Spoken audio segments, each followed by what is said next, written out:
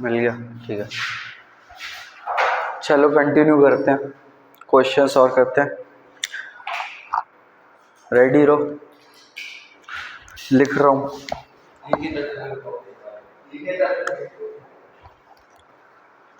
Question लिख रहा हूँ।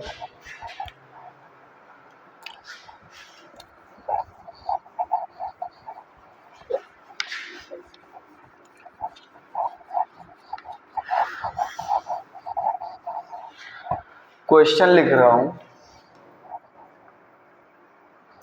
कुछ इस तरीके से, देखो। ए बी एक लाइन सेगमेंट है, इसके पैरेलल एक सी डी लाइन सेगमेंट है, सी डी इसके पैरेलल एक लाइन सेगमेंट है, ठीक है। इसके बाद कुछ इस तरीके से फिगर है कि ओ एक पॉइंट यहाँ पर है और दो एंगल्स हमें दे रखे हैं। एंगल बी ए ओ, यानी कि ये वाला एंगल बी ए ओ क्वेश्चन में दे रखा है 108 डिग्री, ये वाला 108 डिग्री दे रखा है। और हमें angles O C D, angle O C D दे रखा है 120 डिग्री। और हमसे पूछा क्या है, हमसे पूछा है एंगल ए ओ सी बता दो कितना होगा। एंगल ए ओ सी क्या होगा, यानी कि ओ पॉइंट यहाँ पर है, ये वाला एंगल हमसे पूछा है। तो हमारे पास ज्योमेट्री में फ्रीडम है कि हम कुछ भी ज्योमेट्रिकल कंस्ट्रक्शन कर सकते। देखो कैसे सॉल्व करेंगे सोल्यूशन। हिमांशु बताओ क्या अप्रोच लगेगी एंगल ए ओ सी को निकालने के लिए। अप्रोच बताओ, एक्सप्लेन मैं करूँगा क्योंकि बच्चे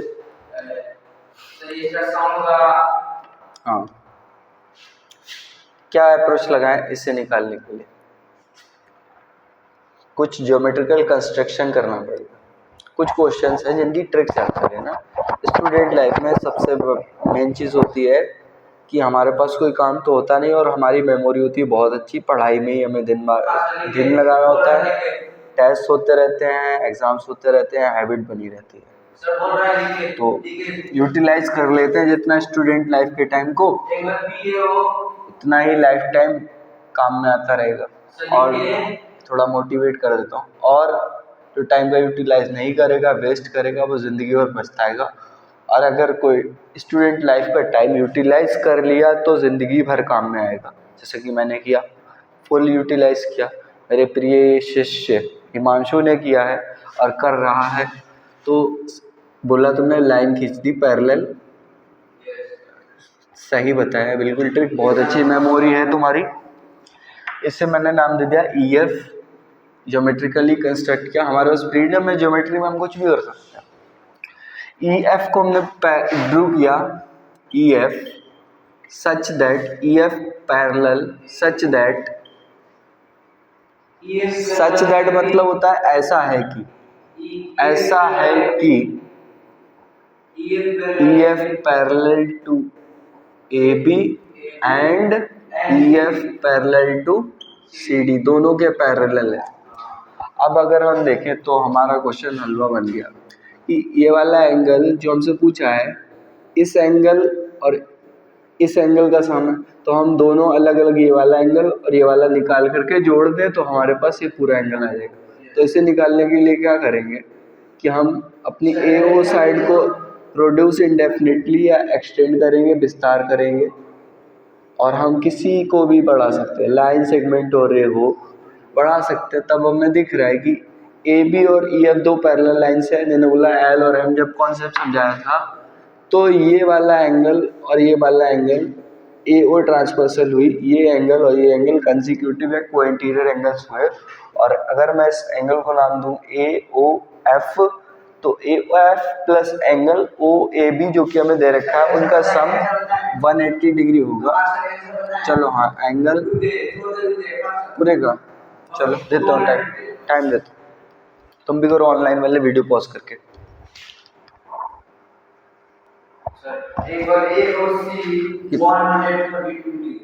एंगल ए ओ सी निकाला है 132। चलो चेक करते हैं आंसर।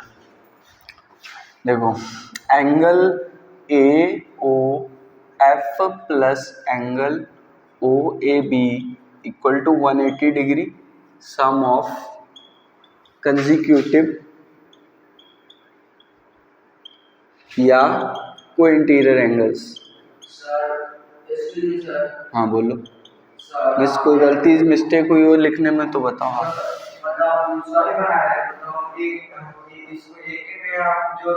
अच्छा प्लस दोनों को जोड़ दिया एक साथ और 180 प्लस 180 कर दिया। हाँ दोनों को एक साथ कर लिया। मैं अलग अलग निकाल ले रहा हूँ, चाहे एक साथ निकालो, प्रेजेंटेशन जैसी भी हो तरीका सही है, आंसर सही आ रहा है। जो भी एग्जामिनर्स पढ़ के चेक करते हैं, क्रिएटिव माइंड वाले होते हैं, वो मार्क्स पूरे देंगे और वेरी गुड भी देंगे एक्स्ट्रा, क्योंकि अगर तुम्हारी क्रिएटिविटी अच्छी है। तो angle A O F plus angle O A B की वैल्यू में दे रखी है 108 डिग्री और इक्वल टू 180 डिग्री। बोला ये एल एच एस या आर एच एस, और एल एच एस में जो पॉजिटिव आर एच एस में जाकर के वो चीज़ नेगेटिव हो जाती है, तो यहाँ से एंगल ए ओ एफ आएगा 180 degree minus 108 degree which is 72 degree, right. Angle A O F आ गया और हमें दूसरा एंगल निकालना है एफ ओ सी या सी ओ एफ। तो देखो अगर हम सी डी को एक्सटेंड करें और इधर ओ सी को एक्सटेंड करें तो हमें दिख रहा है हमने ई एफ सी डी के पैरेलल ड्रू किया था और हमारा जो ओ सी है वो ट्रांसवर्सल दिखाई दे रहा है, और दोनों के दोनों राइट में एंगल्स को इंटीरियर या कंजिक्यूटिव इंटीरियर एंगल्स होते हैं जिनका सम 180 डिग्री होता है। जस्ट लाइक अबव इधर कर देता हूँ angle C O F plus angle O C D जो कि हमें गिवन है इक्वल टू 180 डिग्री, क्योंकि रीज़न क्या है, सम ऑफ कंजिक्यूटिव या को इंटीरियर एंगल्स। इधर लिख दिया, दोबारा से मैं नहीं लिख रहा हूँ, फिर से ओरली बोल रहा हूँ सिर्फ। तो angle C O F plus 120 degree equal to 180 degree. यहाँ से एंगल सी ओ एफ हो जाएगा 180 degree minus 120 degree is 60 degree. और तुमने आंसर जो बताया था उसे निकालने के लिए हम क्या करेंगे, एंगल ए ओ सी को angle A O F plus angle C O F जोड़ करके बनेगा, या इसे तोड़ करके ये बनेंगे, इन्हें जोड़ करके ये बनेगा। तो ये होगा 72 डिग्री, इसकी वैल्यू 72, इसकी वैल्यू 60 डिग्री। तो ऐसे 2 और 7 6 13 132 डिग्री तुम्हारा आंसर बिल्कुल करेक्ट है। बहुत आगे जाओगे, बहुत महान इंजीनियर और साइंटिस्ट बनोगे। चलो नेक्स्ट एग्जाम्पल नंबर 7।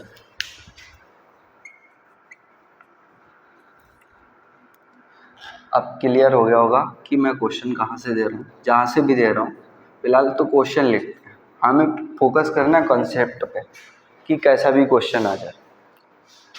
बता रहा हूँ, फिगर दे रखा है, मैं एक्सप्लेन कर रहा हूँ क्वेश्चन को फिगर बनाते बनाते। ए बी एक लाइन है, ए बी एक लाइन है और सी डी एक लाइन है,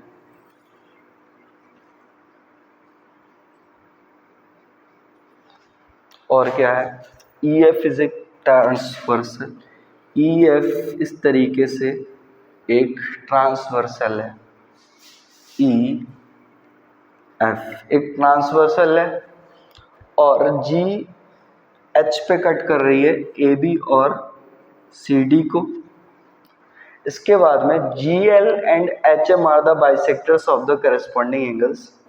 ये एंगल और ये एंगल करस्पॉन्डिंग एंगल दे रखे हैं, हमें पता है अगर ये पैरेलल दे रखे हैं तो ये करस्पॉन्डिंग एंगल्स हैं और इक्वल भी होते हैं अगर हमें ये पैरेलल दे रखे हैं। और एंगल बाइसेक्टर हमें दे रखे हैं G L and H M. Angle bisector बताओ हिमांशु क्या होता है, एंगल को जो दो इक्वल पार्ट्स में, भागों में नहीं, दो इक्वल पार्ट्स में। बाई सेक्टर, बाई दो से आता है तो बीच से जाएगा, यानी कि ये एंगल और ये एंगल इक्वल होगा, ठीक है। और इधर हमें एक जीएल के अलावा नीचे भी एक जीएल के अलावा हमें एचएम एक बाइसेक्टर दे रखा है करस्पॉन्डिंग एंगल का, मतलब इसके बीच से भी जाएगा ये जीएल एच एम, ठीक है। अभी देखो एच एम ये एंगल, और बताना नहीं इस बार प्रूफ, ये एंगल इसके इक्वल है, बाइसेक्टर है। हमें ये डेफिनेशन से एंगल बाइसेक्टर वो होता है जो एंगल को दो इक्वल पार्ट्स में डिवाइड करता है।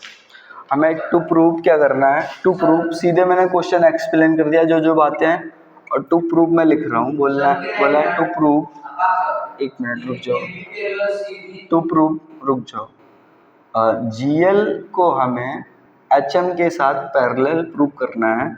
अभी आ जाते हैं प्रूफ पर, अभी मैं पूछ रहा हूँ तब बोलना है।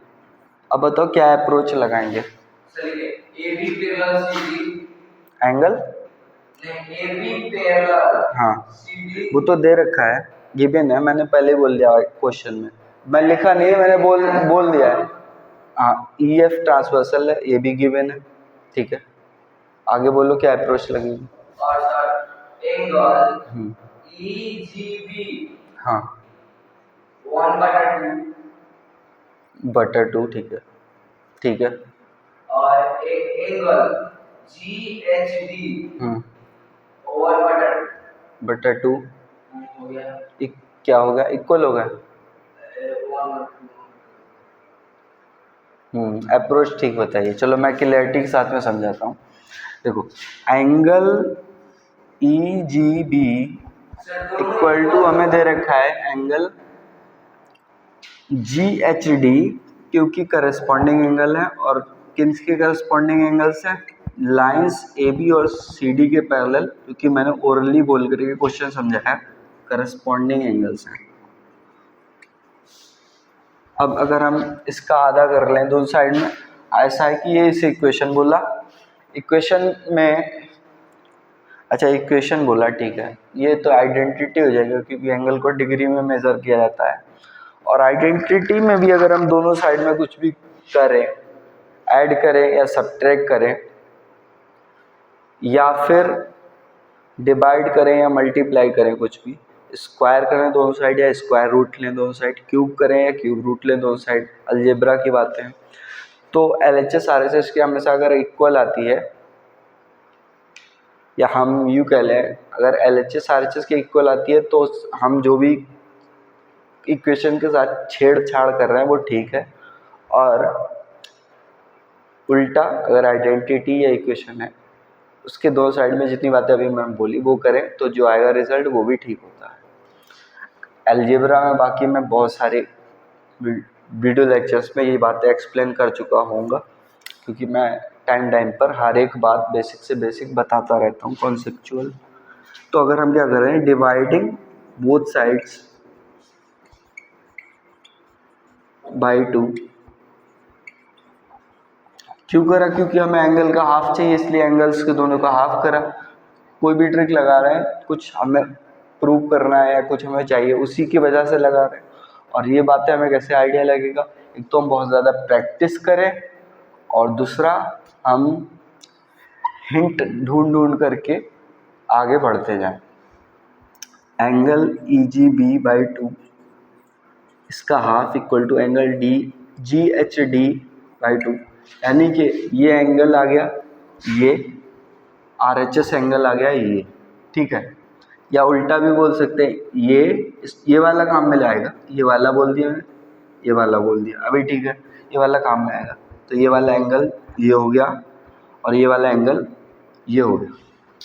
तो यहाँ से अगर ये एंगल और ये एंगल इक्वल है, हिमांशु ध्यान से देखना, तो अगर हम GL और HM को प्रोड्यूस करें इंडेफिनेटली या एक्सटेंड करें तो पैरेलल नहीं, EF ट्रांसवर्सल का काम करेगी GL और HM के लिए भी, अच्छा मैंने ऊपर बोल दिया था, काम में आएगा। तो हाँ ठीक है, ऊपर वाला भी काम में आ गया, नीचे वाला भी काम में आ गया। तो ई एफ ट्रांसवर्सल किसके लिए और किसके लिए हुई? जी एल और एच एम के लिए ट्रांसवर्सल हुई। तो ट्रांसवर्सल के लिए ये एंगल करस्पॉन्डिंग एंगल हुए, और ये एंगल भी करस्पॉन्डिंग एंगल हुए। ठीक है, तो कोई दोनों में से कोई भी पेयर लिख दे। तो अगर इक्वल है करस्पॉन्डिंग एंगल्स, तो मैंने बताया था अगर हमें दो लाइंस दे रखी हो जिनमें स्पेसिफाइड ना हो कि वो पैरेलल है या पैरेलल नहीं है, अगर उनके करस्पॉन्डिंग इक्वल आते थे, कंसेप्ट में पता था, तो वो इक्वल होते हैं। वीडियो ठीक से चल लेके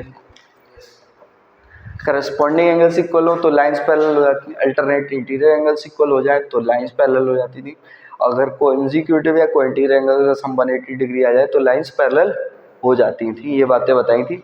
तो हमें दिख रहा है कि करस्पॉन्डिंग एंगल चाहे ऊपर वाला देख लें चाहे नीचे वाला देख लें, ये इक्वल टू ये अगेन और ये इक्वल टू ये, दोनों हाफ हैं।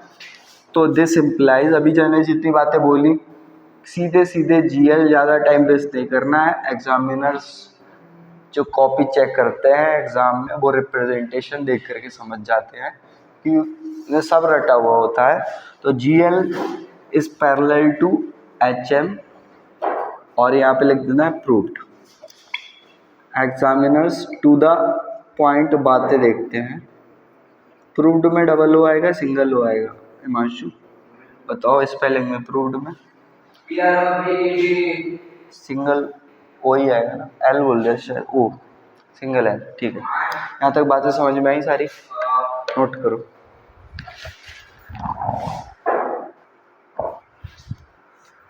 ठीक है, आगे बढ़ते हैं और क्वेश्चंस करते हैं। बहुत ज़्यादा प्रैक्टिस करेंगे, बहुत मेहनत करेंगे। आ जाते हैं, नेक्स्ट क्वेश्चन लिख रहा हूँ। देखो क्या बोल रहा है। ई एफ एक लाइन है और इसके पैरेलल एक और लाइन है जी एच। पैरेलल एक और लाइन है जी एच। पैरेलल लाइन है तो दिमाग में तुरंत क्लिक करना चाहिए, करस्पॉन्डिंग एंगल्स इक्वल होंगे, अल्टरनेट इंटीरियर एंगल्स इक्वल होंगे, और कंसेक्यूटिव इंटीरियर एंगल्स का सम 180 डिग्री होगा। और हमें कुछ एंगल्स इस तरीके से दे रखे हैं, 3 पॉइंट हैं A B C, A B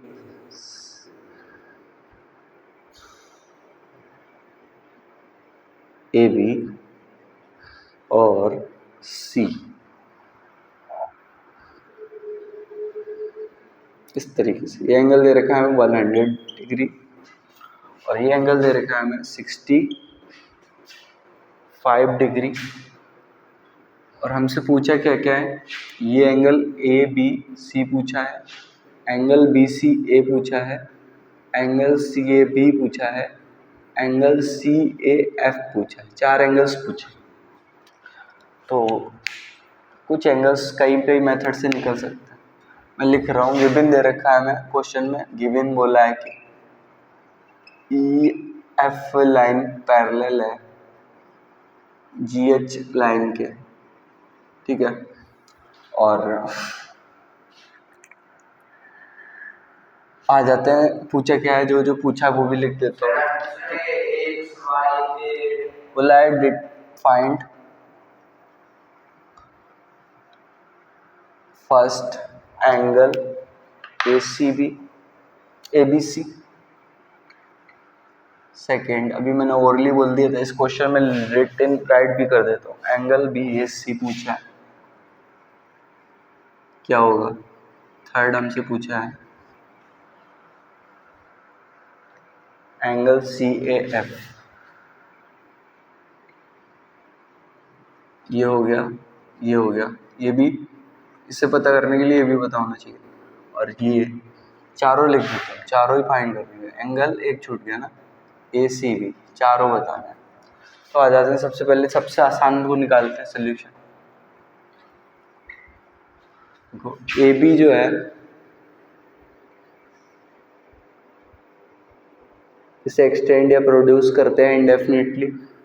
तो दिखा ये ट्रांसवर्सल दिखी, ट्रांसवर्सल दिखी, तो ये एंगल और ये एंगल हुए अल्टरनेट इंटीरियर एंगल्स, तो ये भी 65 डिग्री हो जाएगा।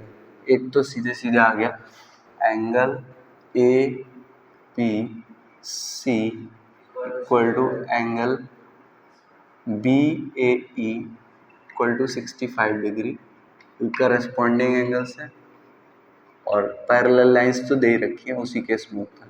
पीछे भी बहुत बार बता चुका हूँ, रट चुका होगा, ठीक है। अब इस पे आ जाते हैं एंगल ए सी बी पर। ए सी बी ये पूरा 180 डिग्री होता है, पूरा 180। हाँ, कोई लेटिन में गड़बड़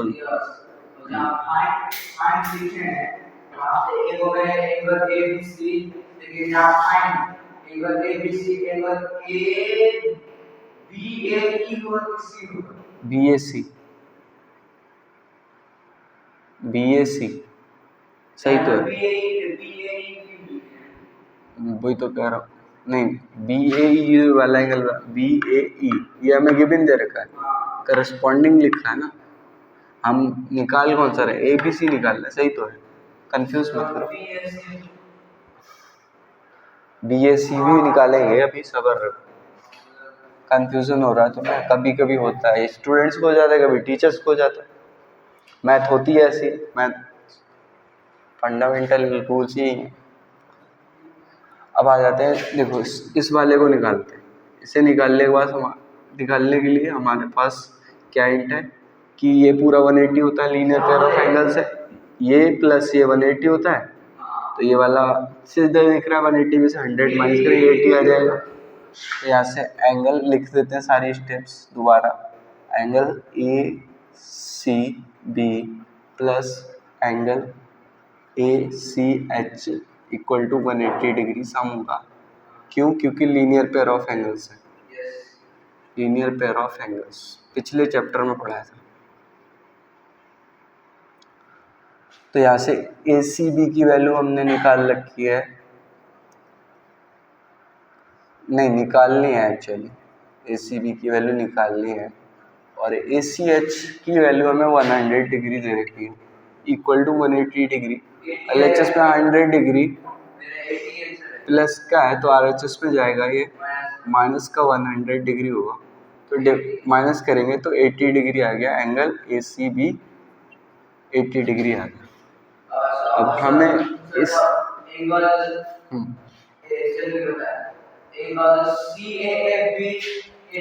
हाँ, very good observation, corresponding angle हो जाएगा, और ट्रांसवर्सल कौन सी रहेगी, नहीं ट्रांसवर्सल बताओ, करस्पॉन्डिंग एंगल से इक्वल हुए, ट्रांसवर्सल तुमने जो करस्पॉन्डिंग एंगल बताया ना सी ए एफ और 80 डिग्री हो जाएगा, उसके लिए ट्रांसवर्सल कौन सी वाली रहेगी, ए सी। हाँ, ट्रांसवर्सल इसे एक्सटेंड करते हैं या प्रोड्यूस इंडेफिनिटली करते हैं, बढ़ाते हैं, तो दिख रहा है हमें कि ये एंगल और ये एंगल अल्टरनेट इंटीरियर एंगल है, और अल्टरनेट इंटीरियर एंगल्स इक्वल होते हैं, यानी कि 80 डिग्री आ गई है। तो यहाँ पे लिख भी देता हूँ मैं रिटन में, angle C A F equal to angle A C B equal to 80 degree, क्योंकि alternate interior angles, alternate interior angles हैं। ठीक है, बात यहाँ तक सारी समझ में आई होगी, सभी को क्लैरिटी के साथ मज़ा आ रहा होगा पढ़ने में। आगे बढ़ते हैं, लास्ट वाला निकालते हैं, एंगल बी ए सी। दो तरीके हैं निकालने के, देखो एक ऑनलाइन वालों तुम भी देख लो, आप भी देख लो, ये अच्छे सब स्टूडेंट्स भी आएंगे देखने एक दिन चैनल पे, तो आपसे बात करेंगे, तू तड़ाक पे नहीं आएंगे।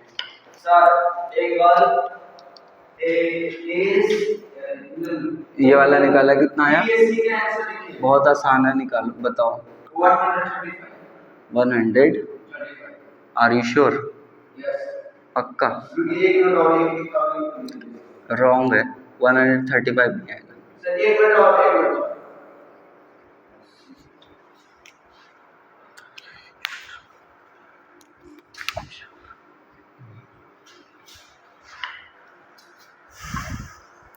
चलो ऑनलाइन वाला निकालो, टाइम मिल गया, जल्दी करो हिमांशु, थोड़ा फास्ट। सिंपल सा है, दो तरीके से निकाल सकते हैं। एक तो हमें पता होता है कि ट्राइंगल के तीनों एंगल्स का सम 135 ही होगा। रॉन्ग। ऊपर से 180 इसको जोड़कर और जितना जितना आया है उसको माइनस कर दिया हो जाता है। सभी से होते हैं कैलकुलेशन मिस्टेक, अच्छे स्टूडेंट से भी हो जाती है और बड़े से बड़े महान टीचर से भी हो जाती है मैथमेटिक्स में, कितने भी ईयर का एक्सपीरियंस क्यों ना हो। तो 135 डिग्री नहीं आएगा, एक्चुअली 35 डिग्री आइडिया लगाओ। 180 में से 80 चले गए, 100 बचा, 100 में से 65 जाएंगे, 35 बचा, तो 135 नहीं 35 है। कैलकुलेशन मिस्टेक नॉर्मल सी बात है, सभी की होती है। प्रैक्टिस टाइम में जितनी करनी है कर लो, बट जब परफॉर्म करो टेस्ट में या एग्जाम्स में तब मिस्टेक नहीं होनी चाहिए। तो मुझसे भी हुई है, सभी से होती है, बड़े बड़े टीचर से पढ़ा हुआ है मैंने और बहुत सारों से सिली मिस्टेक्स होती रहती हैं। तो तुम स्टूडेंट लाइफ में तुम्हें टेस्ट देने की, एग्ज़ाम देने की हैबिट है, तो तुम्हारी पास वो परफॉर्म करने की कंटिन्यूअसली हैबिट बनी रहती है, तो मिस्टेक्स कम से कम हो जाने का चांस रहता है या ना के बराबर भी हो जाता है बहुत ज़्यादा प्रैक्टिस से। और एग्ज़ाम मुझे टेस्ट जितने देने थे दे दिए, अब तुम्हारी बारी है, तो मेरे को तो ज़्यादा फोकस करना है कि मैं कितना अच्छे से एक्सप्लेन कर पाऊँ और जो भी रिक्वायर्ड स्किल्स हैं टीचिंग की वो मैं अपनी बेहतर कर पाऊँ और तुम लोग को बढ़िया से बढ़िया तरीके से एक्सप्लेन करके समझाऊँ सारी बातें। ठीक है। एंगल भी AC को निकालने के लिए दो तरीके हैं। एक तो ट्राइंगल के तीनों एंगल्स का सम 180 डिग्री होता है, तब भी निकालेंगे 35 आएगा, और पूरा का पूरा ये वाला एंगल 180 होता है, चमक गया होगा इतनी बातों के बाद में, तो फटाफट से क्वेश्चन बनेंगे। तो इस पूरे का सम लिख लेते हैं 180, 65 plus angle BAC plus angle 80 यानी कि 65 degree plus angle BAC plus 80 degree equal to तीनों का सम 180 डिग्री। तो यहाँ से एंगल BAC प्लस 80 और अच्छा ऐसा करते हैं 180 माइनस 80 कर देते हैं, ऐसे RHS में जाकर कैलकुलेशन थोड़ी सी इस तरीके से ट्रिक्स लगानी है, कैलकुलेशन स्मार्टनेस की, कैलकुलेशन इजी और शॉर्ट हो जाए। 180 माइनस 80 और माइनस 65, और हमें दिख रहा है कि 180 में से 80 घटाना बहुत आसान है 100 डिग्री, और 100 डिग्री में से 65 घटाना और आसान है 35 डिग्री।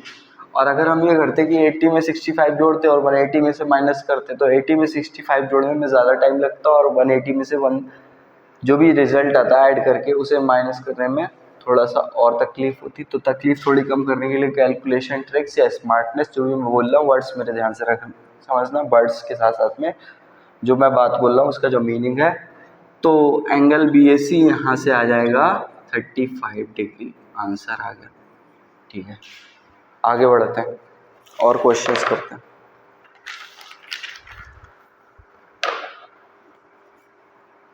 लिख रहा हूँ नेक्स्ट क्वेश्चन।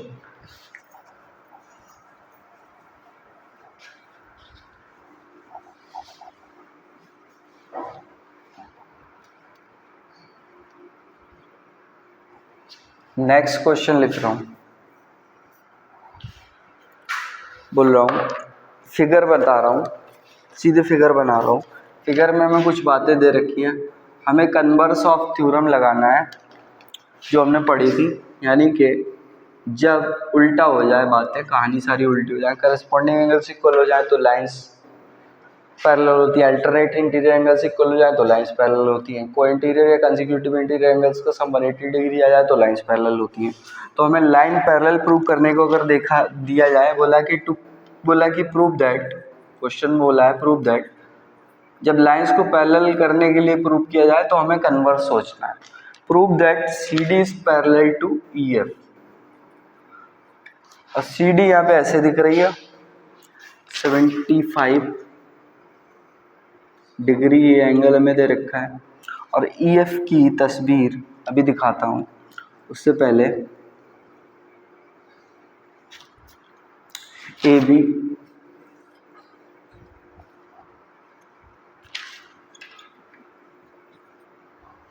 इधर है EF, ये रही EF की तस्वीर, और एंगल कुछ हमें ऐसा दे रखा है 35 और 40, ये दे रखा है 35 डिग्री और ये दे रखा है 40 डिग्री, कुछ और भी दे रखा है। क्वेश्चन में सिर्फ हमें फिगर दिया है और हमसे सिर्फ इतनी सी बात बोली है, prove that CD is parallel to EF, ये वाली को इसके पैरेलल प्रूव करना है। तो बताओ क्या अप्रोच लगेगी प्रूफ में?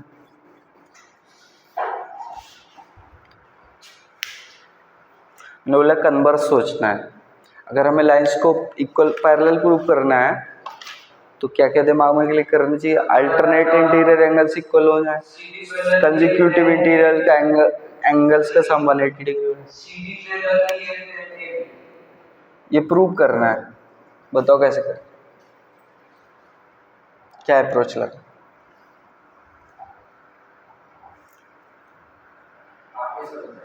ठीक है, देखो CD इसे थोड़ा सा एक्सटेंड करा और इधर देखो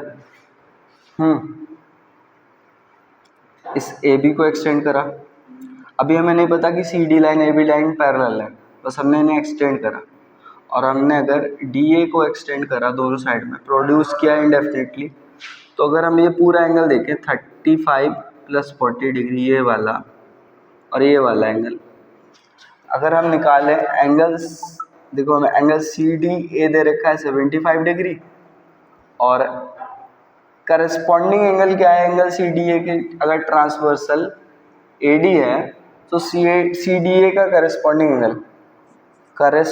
एंगल ऑफ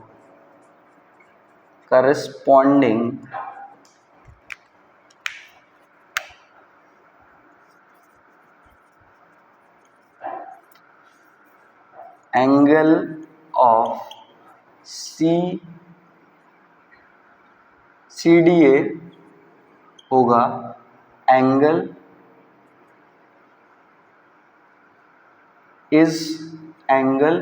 DAB, ये वाला, ये करस्पॉन्डिंग एंगल हुआ। अब अगर हम एंगल DAB निकालें तो एंगल DAB हमें दो एंगल्स का सम दिख रहा है, ये वाला 35 + 40, जिसकी वैल्यू आ रही 35 + 40 यानी कि 75 डिग्री आ रही है। और देखो इसका करस्पॉन्डिंग एंगल, इसका ये बात है कि तो दोनों करस्पॉन्डिंग एंगल इक्वल लिख रहे हैं, दोनों की वैल्यू इक्वल है। अब अगर करस्पॉन्डिंग एंगल इक्वल है तो कन्वर्स ऑफ द थ्योरम से मैंने बोला था, अभी पीछे भी हमने एक बाइसेक्ट वाले क्वेश्चन में एंगल बाइसेक्टर वाले क्वेश्चन में करा था कि अगर करस्पॉन्डिंग एंगल इक्वल थे तो लाइंस क्या होती थी? पैरेलल।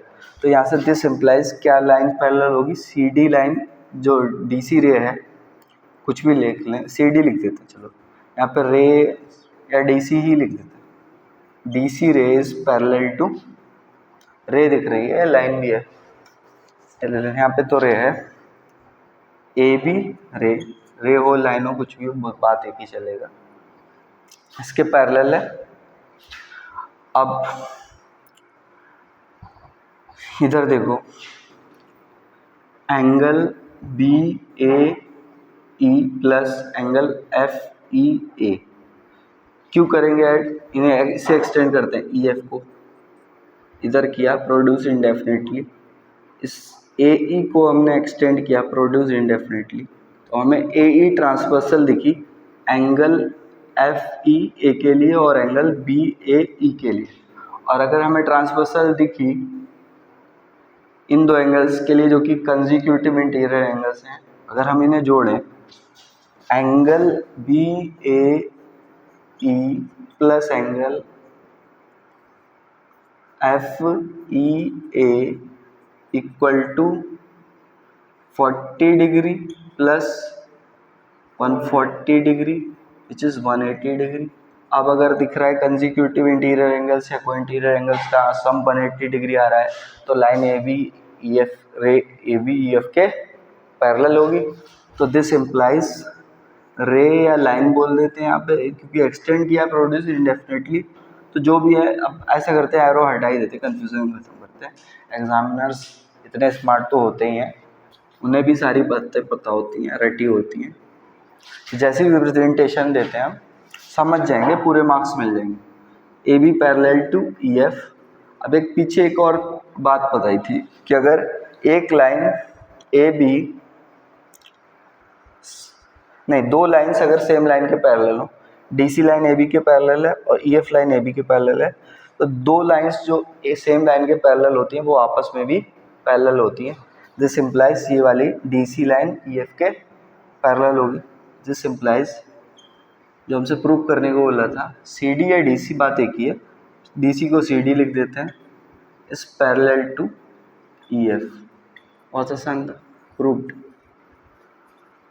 लास्ट क्वेश्चन इस वीडियो में, फिर नेक्स्ट एक्सरसाइज करेंगे, दोबारा से ढेर सारे क्वेश्चंस करेंगे और फिंगर टिप्स पे आ जानी चाहिए सारी चीज़ें, रट जानी चाहिए समझ कर।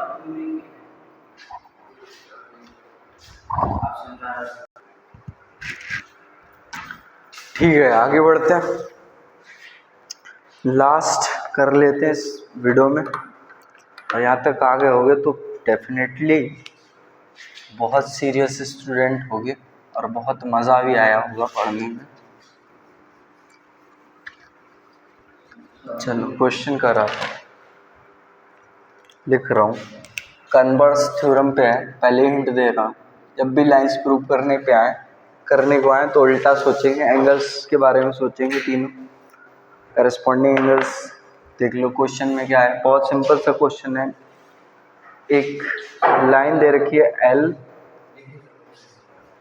एक लाइन दे रखी है एल और एक लाइन दे रखी है एम। हमसे नहीं बोला है कि ये पैरेलल है, अभी एक बोला है कि ट्रांसवर्सल टी है, ऐसे कट कर रही है, और एंगल्स बन रहे हैं 1 और ये एंगल 2। हमसे क्वेश्चन में बोला है कि given angle 1 and equal to angle 2। फिर इसके बाद पूछा है क्या इज, इंटेरोगेटिव सेंटेंस है, L is parallel to M, क्या एल लाइन एम के पैरेलल है। बोला है गिव रीजंस, अगर है तो बताओ रीजन, अगर नहीं है तो बताओ रीजन। बहुत सिंपल सी बात है, अगर कन्वर्स थ्योरम का कॉन्सेप्ट पढ़ा है और पहले भी मैं पीछे बता चुका हूँ, तो क्लिक क्या करना चाहिए कि ट्रांसवर्सल के द्वारा ये एंगल अल्टरनेट इंटीरियर एंगल है, और अगर मैं अल्टरनेट इंटीरियर एंगल इक्वल दे रखे हैं तो लाइंस क्या हो जाती हैं, पैरेलल हो जाती हैं। सो बड़ा सिंपल सा है, given angle 1 equal to angle 2, alternate interior angles,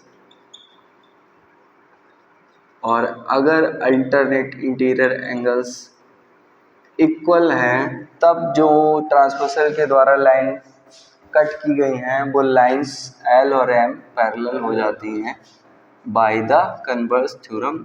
यही रीजन है, ऊपर भी हो गया alternate interior by the converse theorem. बस हो गया प्रूफ, प्रूफ नहीं आंसर आ गया एक्चुअली। प्रूफ हमसे पूछा है तो yes, L is parallel to M, yes, यहाँ पे खत्म कर दो। ठीक है स्टूडेंट्स, यहाँ तक आ गए हो तो वीडियो अंत तक देखने के लिए बहुत बहुत धन्यवाद। और मज़ा तो आया होगा हर वीडियो में, मेरे पढ़ाने में बच्चों को मज़ा आता है, तो लाइक शेयर दबा के करो अपने क्लासमेट्स के साथ में। और चैनल पे न्यू हो तो जो भी कलर का सब्सक्राइब का बटन है उसे दबाओ, उसके बाद बेल आइकन को प्रेस करो, इससे आगे आने वाले वीडियोस की नोटिफिकेशंस मिलते रहेंगे। और क्या बोलूँ, सब्सक्रिप्शन फ्री है, यूट्यूब पे जितना कंटेंट है फ्री है, तो फुल यूज़ में लो। और यही है, बस शेयर करते रहो ज़्यादा से ज़्यादा। ठीक है, मैं एंड करते हैं, मिलेंगे नेक्स्ट वीडियो में, एक्सरसाइज 14 के क्वेश्चंस करेंगे। तब तक के लिए जय हिंद, जय भारत।